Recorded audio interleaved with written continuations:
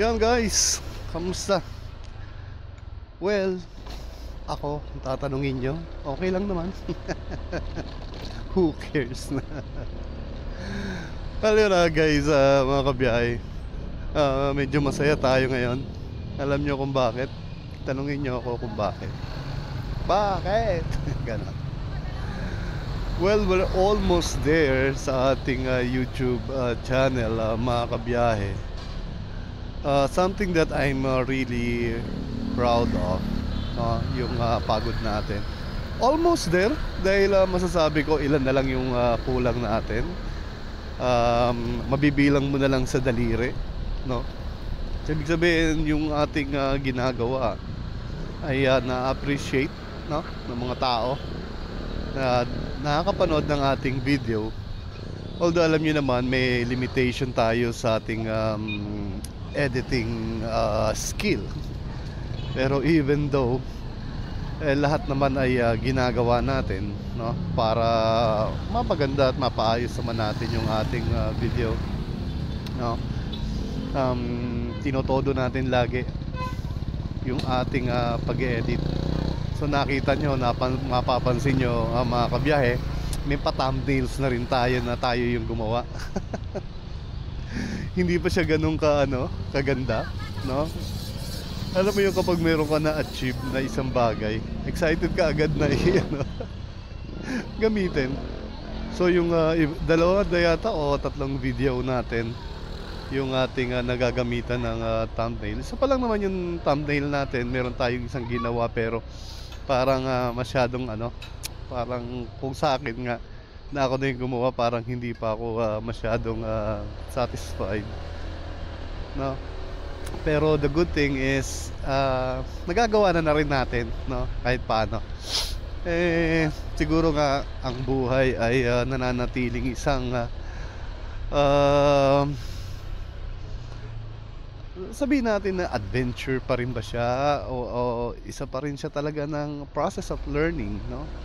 Habang nabubuhay ka, naandun ka sa process na lagi kang may natututunan, lalo yung mga bagay na gusto mong matutunan at ginagawa mo yung mga karapat-dapat na bagay para mawasto o matutunan mo yung gusto mong matutunan. Puro matutunan tayo, diba?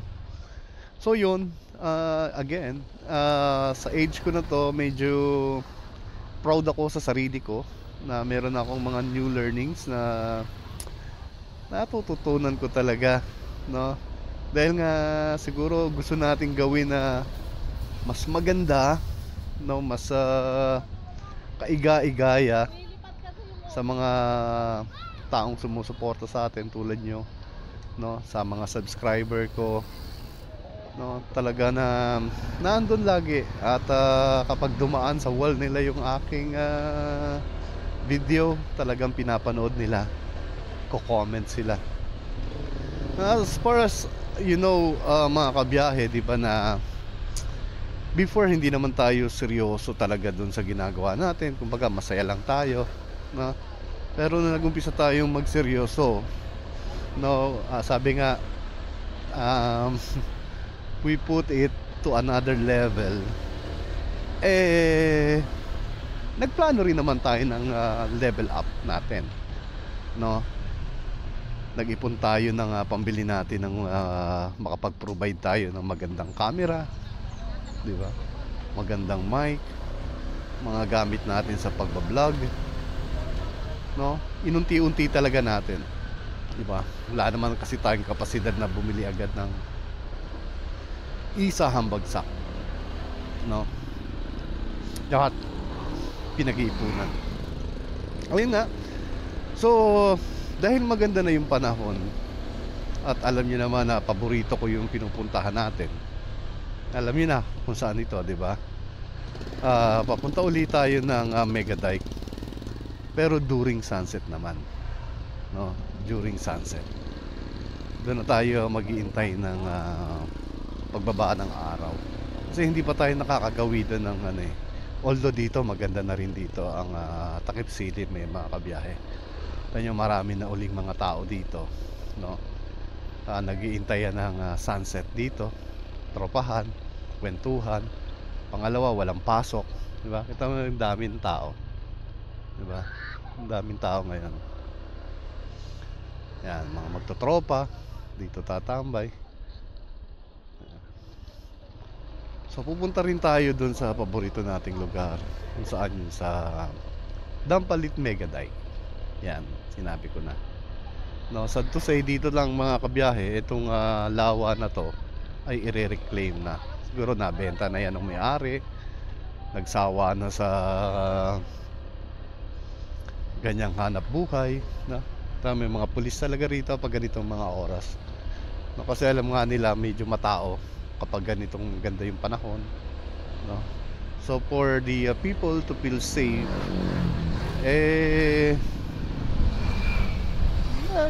babantay yung mga kapulisan natin. At the same time na rin para sa safety ng mga tao, no? At ma-prevent din kung merong mangyayaring hindi maayos na bagay, diba? So dual purpose talaga sila dyan: prevention ng crime, saka safety ng mamamayan ng Malabon, right? So alam nyo to. So hindi tayo magpapatay pa ng video. So talagang isang dire-diretso lang naman ito na video natin, no? Talagang as in raw, no? Raw video no to, na i-upload natin maya-maya lang. Pagka uwi natin, i-upload agad natin to. Mano-notify naman kayo yan kung nakahit kayo ng notification bell, notification bell natin, no? Ino-notify kayo ni YouTube. Pag hindi, paki-click naman.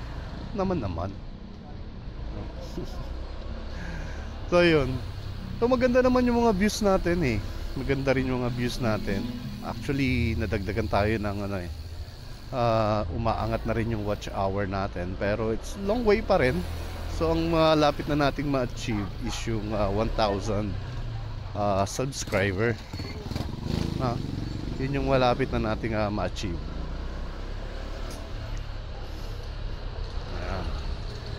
At medyo traffic pala rito ngayon.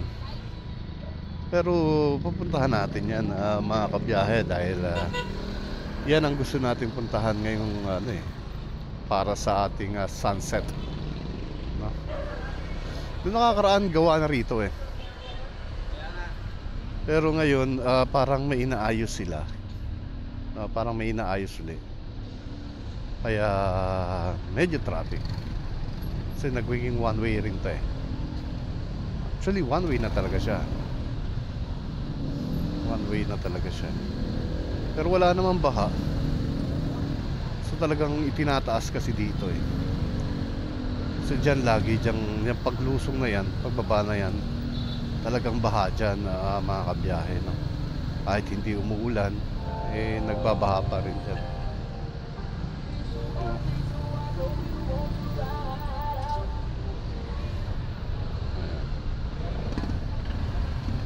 So tingnan na lang natin.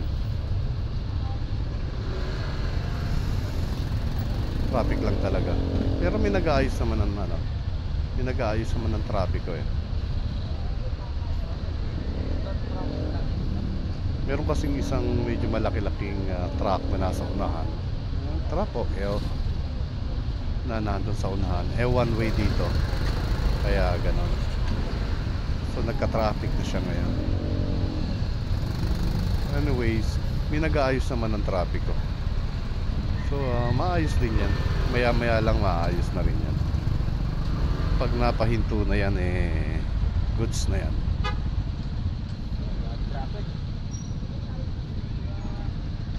Mukhang hanggang dulo yung trapiko. Nag-abot na siguro, no?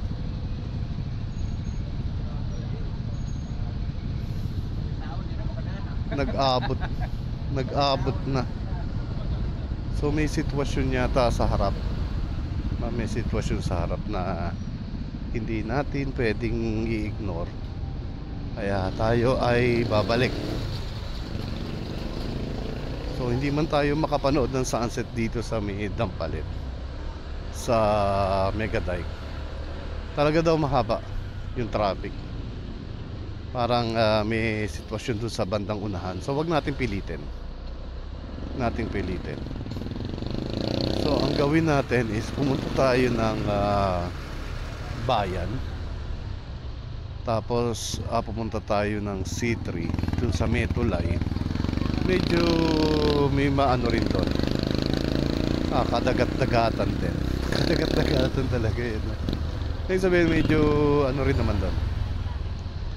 Medyo maayos din yung ano ron. So isipin muna natin kung talagang doon tayo pupunta o babalik tayo ng Luzon. Balik tayo ng Luzon dahil nahandun ang medyo maganda-gandang matanawin na makikita natin. Maganda rin yung sunset dyan. Hindi casino, pero ma-appreciate naman. Ma-appreciate yan.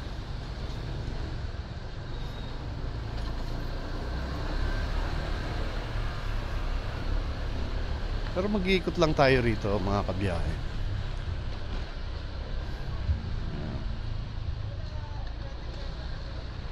Ayun nga, mabalik tayo dun sa pinagkukwentuhan natin. So, kanina nasa kulang na lang sa daliri. Kulang na lang sa daliri yung ating ano. Yung ating kulang para sa 1,000 subscribers sa YouTube.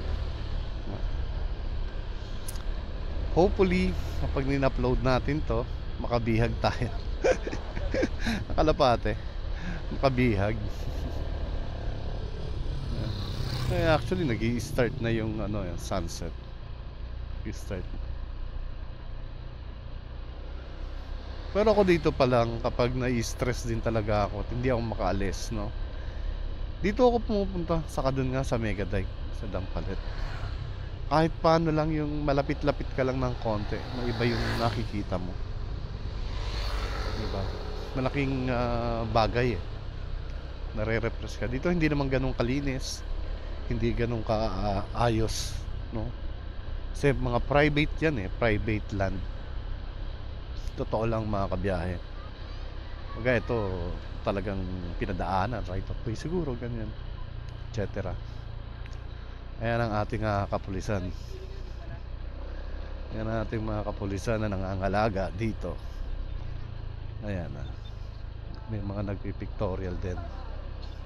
Magawa sila ng kanilang project siguro sa school. So dito yan, pero parang hindi ganun kaano ngayon ang sunset. Yan, may mga naliligo pa nga eh sa lawa. Naliligo pa sa lawa. Yan. Pero malapit na yung piyesta dito sa bayan ng Malabon. Ito yung piyesta ng sa barangay San Agustin, no? Pero ang piyesta ng simbahan ng San Bartolome Parish, no? Ay sa 24. So ilang araw na lang dahil 20 ngayon. So around 4 days ang kapistahan. At marami na rin tiyanggi kanina nung nadaan ako, no? So yun ang dadaanan din natin isa mamaya pa uwi, no? Pagpapabalik na tayo. Ang gusto ko lang rin talagang umalis ngayong araw. Nataon lang tayo na talagang traffic ngayon dun sa Dampalit. Dahil nga meron daw naayos, no? At nag-abot-abot na yung mga pasahero. Yung mga tao. Pasahero. Jeep lang yun. Nag-abot-abot na yung pasahero nga. Pasahero na. Nag-abot-abot nga yung ano, yung tawag dito, mga tao. Abot-abot na yung mga tao. Kaya nagka-traffic ng gusto. Pero anyways, dahil ganun talaga, hindi mo naman nakikita yung ano eh. Hindi mo nakikita talaga yung hinaharapan. Kahit 2 minuto o 1 minuto eh, hindi mo malalaman kung ano yung susunod na mangyayari. No? So yun, pagting natin doon is talagang heavy yung traffic. So instead na masayang yung time natin doon, no, eh tayo ay magmomotor na lang kung saan tayo abutin. Huh? Dahil rush hour kasi siguro, pero yun ang nangyari doon. Ay naka. Bale, babalik tayo dyan sa ano, baka bukas ng umaga, no, makabalik tayo ng Mega Dike. At sigurado yan marami ring tao. Kanina umaga sigurado yon maraming tao. So kanina is maambon pa. Kaya kung natin baka maraming masyadong tao dumating. Nagikab ako ngayon. So nagpapalit tayo ng oxygen sa katawan. So yun. Ngayon dito sa lugar namin mga kabiyahe, o sa bayan namin dito Malabon is talagang paspasan yung ginagawang paglilinis ng mga kanal, ng mga estero, habang maayos pa yung panahon, no?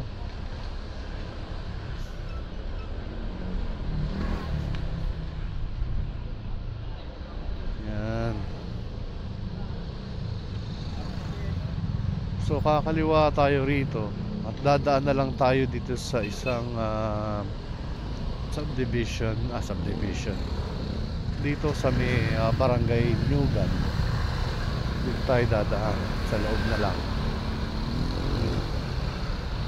Sa loob na lang tayo dadaan para hindi tayo, medyo mas malapit na kasi dahil kakaliwa pa tayo ng ano, Tunsuya. Ayun. Kaya medyo natutuwa rin talaga ako mga kabiyahe, dahil nga yun sa pinaghihirapan naman talaga yung subscriber, no? Naghihirapan talaga siya. Kasi nga syempre hindi ka naman magsusubscribe sa isang bagay na ayaw mo nang mapanood pa. So ibig sabihin we are on the right path, no? We are on the right path. Ang maano na lang natin is yung kung paano pa natin mapapaganda yung ating content, yung ating pag-e-edit, yung ating thumbnails. Wow, thumbnails. Dati hindi naman concern yung thumbnails eh. Ngayon concern na. Ewan, kasi nga nakakapagpaganda. Nakakahatak din talaga siya ng viewers kahit hindi siya mag-subscribe, no? Pero hopefully pag nakikita nila yung ating mga content, yung ating mga video, eh ma-appreciate din nila. Siguro nga dahil nga tumaas yung ating subscriber, eh nagugustuhan nila yung ginagawa natin. Tayo naman eh hindi tayo technical na tao, pero yung puso natin ay nasa tama, no? Nasa tamang direksyon. Dahil ang gusto talaga natin is habang nagmumotor tayo, no, is nakakapag pasaya pa rin tayo ng tao. Additional info, diba? Sa totoo lang mga kabiyahe, yung iba pantanggal stress nila yung panonood ng YouTube, no? Kasi nga naiiba yung may naiiba sa oras na yun kapag naka-login sila sa mga account nila sa YouTube, no? Merong kakaibang ginhawa kang mararamdaman o nababawasan yung stress level mo, no? Kaya nga tayo, hindi tayo masyadong mas gusto natin kwentuhan lang, alam mo yon. Kaso minsan nagagaya kasi tayo dun sa mga ibang mga vlogger, no? Eh talaga naman tayo, ang gusto natin talaga is yung kwentuhan lang, no? Kung ano yung nadadaanan natin, kung ano yung mga pinupuntahan natin, yung araw-araw na buhay natin bilang nagmumotor, yung ganong tipo, no? For the past, let me just share you this, mga kabiyahe, no? For the past few days, medyo hindi maganda yung aking pakiramdam, no? Ayoko na siyang i-detail, pero I'm suffering from kind of pain, no? Na alam mo yung sakit na nabibwisit ka, na naaasar ka, na sakit, ganun. So masakit siya. Hindi yung sakit na kirot eh. Alam mo yung sakit na parang sobrang pressure, yung ganun. Basta ganun yung sakit niya. So hindi agad siya makakuha ng ng ordinaryong pain reliever lang. Kaya minsan kailangan kong uminom nung medyo malakas-lakas na pain reliever, no? Para lang maibsan ng ilang oras. Kasi yung tolerance ko naman sa pain is mataas naman talaga. Hindi ako basta-basta napapasuko ng sakit eh. Kung sakit ng katawan, sakit ng ganito. Hindi eh. Hindi. Sanay kasi tayo sa sakit ng katawan. Dahil hindi naman tayo mayaman na tao. Kung mahirap ka, normal na sumananakit yung katawan mo. Hindi man ako mahirap na mga kabiyahin. Hindi naman ganong mahirap. Magalaki tayo sa hirap, oo. Kaya sanay tayo dun sa sakit ng katawan. Kasi ang tumanim lang talaga sa isa sa mga ng lolo ko is yung pagod hindi naman daw bumubukol sa katawan. Ibig sabihin, huwag kang mawawala ng sipag sa katawan. Yun lang naman yung ibig sabihin ng lolo ko, no? Huwag kang tatamad-tamad. Yung ganong tipo.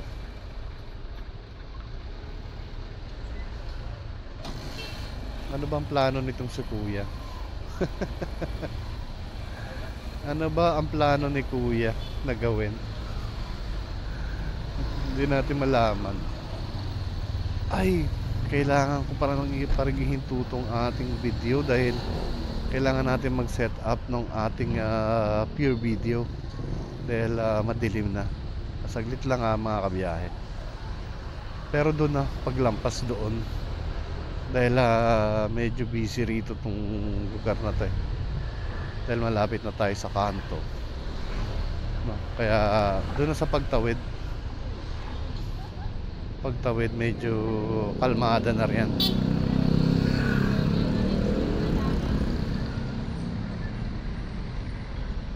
Right. Kasi kailangan natin magpalit ng ating video, yung mode ng ating camera, no? Siguro dito, wait lang.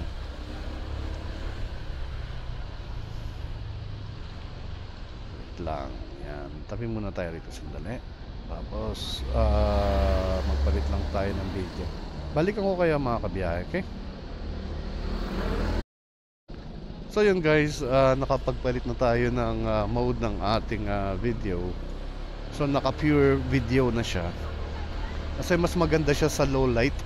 Actually nag-aano na si Ace Pro 2 natin, no? Kaya naalala ko din dahil na siya, nagno-notify siya sa akin na oy, gabi na, mag-switch ka na ng night mode o ng pure video mo. Set mo na ako sa pure video dahil nahihirapan na ako sa liwanag. Kulang na yung liwanag na nakukuha ko, ganun tipo. So kaya nagpalit na tayo. Right, so itong dinadaanan natin mga kabiyahe, ito yung Tunsuyan. Galing tayong Tunsuya. So pagtawid natin nung daan na yon, ito'y Lungos na. Ito ay barangay Lungos na. No? At yung tawid na yun, yun yung yan, ito, basta to Lungos na to. Pero kakaanan tayo. Papunta tayo ng Navotas. No, Navotas. Siguro, pero dito parang okay na. Kasi pagbaba natin dyan, banda roon sa pangalawang tulay, Navotas na. Navotas na yan. Kasi parang wala naman talaga sigurong magandang sunset today. No? Dahil naanuhan siya ng ulap. Anuhan siya ng ulap eh. So yan. Ito yung nagiging joggingan na rin pala to. Ayan may mga nagja-jogging na rin. So sa tingin ko, nakakatuwa yung mga bata nagja-jogging. Ayan yung pinaka niya, dike.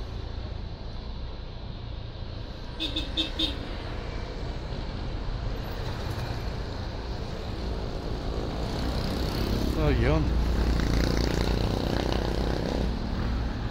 hindi na madilim na eh.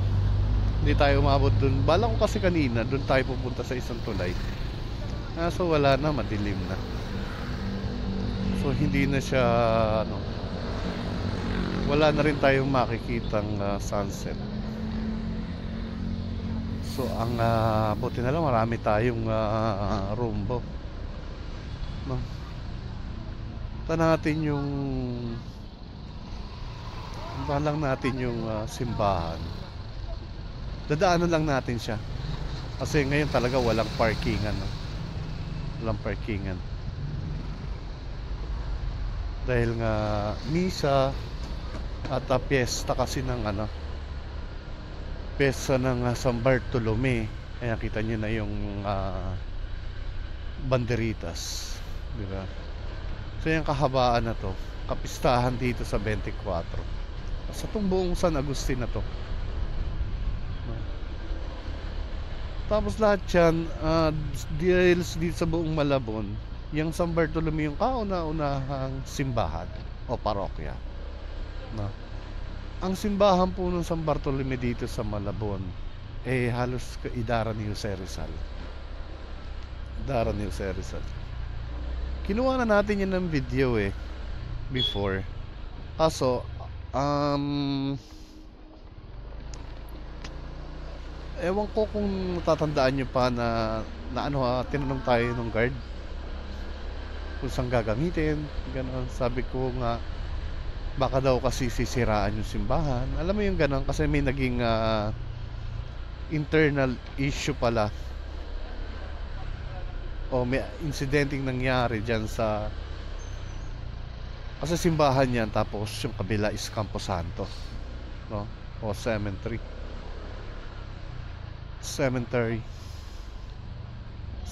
na lang. Kaya gano'n, basta hindi ko na i-elaborate. So ayan yung St. James, yan yung Catholic school yan ng San Bartolome.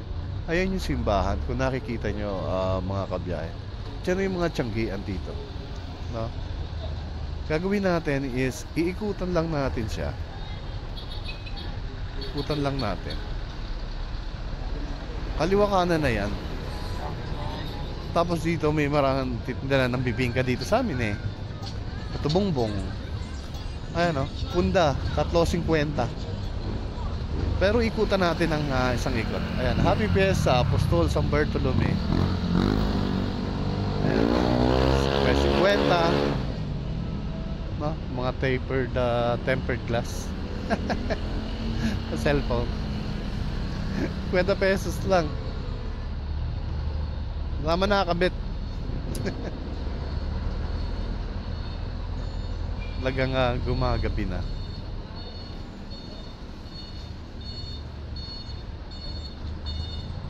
Gia minutes. So ikutan lang natin siya. Ikot lang tayo ng isang ikot para ito yung likuran nung school, which is yun nga, yung St. James Catholic School. That's elementary and high school. Elementary and high school. Senior high as well. Oo, alam ko meron din yung senior high. Gusto mo hindi ko dun simbahan. Tapos ito, Campo Santo yan. Yung gilid na yan ay Campo Santo na po yan. Hanggang dun sa wall na yon. Yan naman ay sakop na naman yan ng munisipyo naman na nagpapatakbo niyan. Ito. Yung kalahati niyan. Yan. Kita niyo yung wall dyan. Yung firewall. So, yun na yung division. Yun na yung division. Ito mga kabiyahe, ang dami talagang kumakain dyan dito. Kaya minsan traffic, lalo pag ganitong oras, marami kumakain dahil nga dito, alam nyo na, tugpaan to itong lugar namin, no? Mga biyahero nandito, so talagang may merkado, may market talaga rito, yung mga ganyan. Dahil yung ibang degaton maagang pumapasok, so dito na rin sila nagbe-breakfast, sila makain ng hapunan, no? Ayan yung hospital ng Malabon. Ito yung LTO ng Malabon, no? Nakita niyo na rin naman yan dun sa isang video ko, yung nakabike tayo. Nakabike lang tayo. Pero minsan i-detail natin to. Minsan i-detail natin. Kapag may ganap sa dito sa Concepcion. Ayan dalawa, 150 sombrero, no? Ganda na. Bedsheet 100, bedsheet 100, Canadian cotton, all sizes. 100 pesos. Mura na yan. Mura na mga kabiyahe. Yan mga gamit-gamit sa yan, marami ng medyo may nagpapatugtog doon mga kabiyahe, kaya ito mga kalamay gusto ko yung mga kalamay. 50 pesos cellphone accessories, lahat ng klase ng tempered glass. Short 180 180. Grabe na. 180. Ito mga tatok. Mga tatok.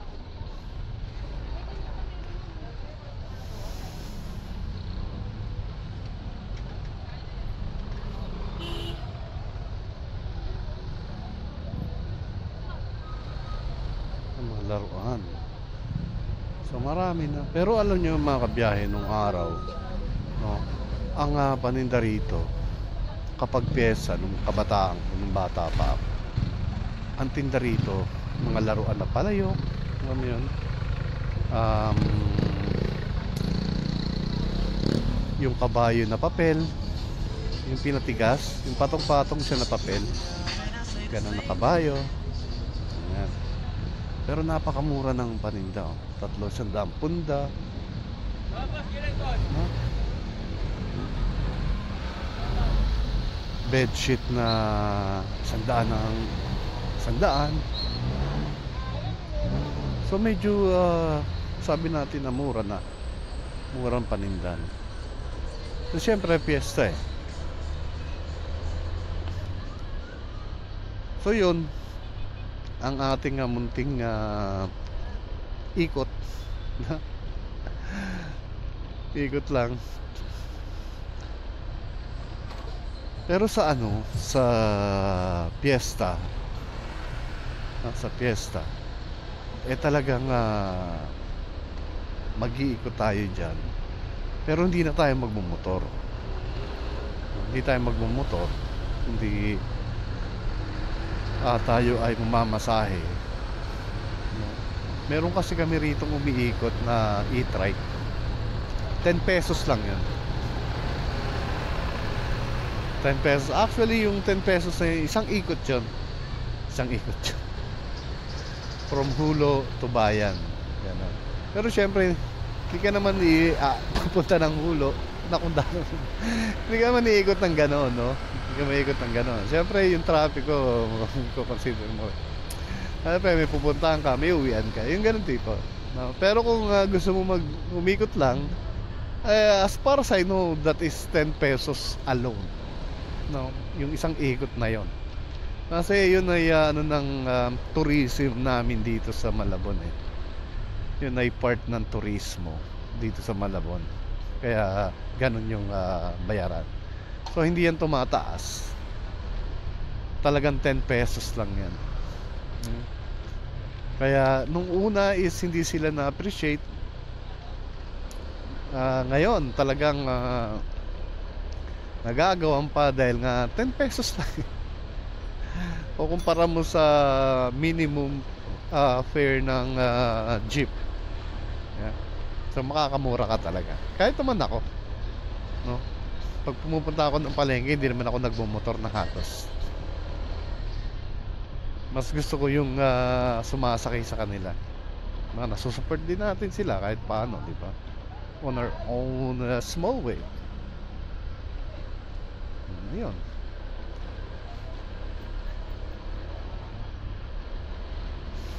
Ayan na. So mga kabiyahe, dito ko na to tatapusin, no? Dito ko natapusin yung ating vlog. At i-upload ko na to pagdating ko sa bahay. Upload ko kaagad sa YouTube. Okay? So again, maraming salamat sa inyong lahat, sa suporta na ibinibigay nyo sa ating munting channel.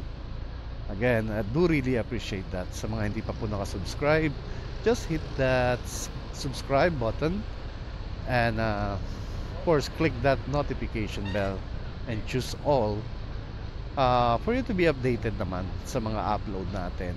Update kayo ni YouTube, no? Para mapanood yung video kung gusto yung panoorin. Alright, so there you go mga kabiyahe. Have a great one. Ito po ang inyong lingkod, ang biyahe ni Dad.